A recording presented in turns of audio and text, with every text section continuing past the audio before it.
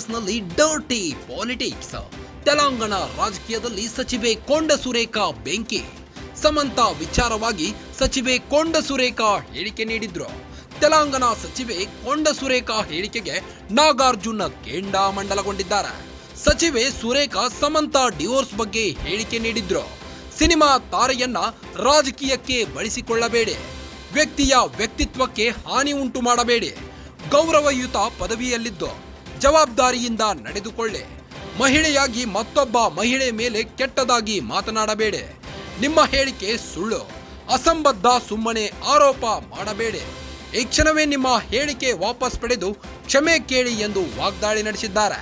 ಟ್ವಿಟರ್ನಲ್ಲಿ ಕಿಡಿಕಾರಿದ ತೆಲುಗು ನಟ ನಾಗಾರ್ಜುನ್ ಸಮಂತಾ ಡಿವೋರ್ಸ್ಗೆ ಕೆಟಿಆರ್ ಕಾರಣ ಎಂದಿದ್ದ ಸುರೇಖಾ. ಸಮಂತಾ ನಾಗಚೈತನ್ಯ ಬ್ರೇಕಪ್ಗೆ ಮಾಜಿ ಸಿಎಂ ಪುತ್ರ ಕಾರಣ ಎಂದು ತೆಲಂಗಾಣದ ಮಂತ್ರಿ ಕೊಂಡ ಸುರೇಖಾ ಆರೋಪ ವ್ಯಕ್ತಪಡಿಸಿದ್ರು.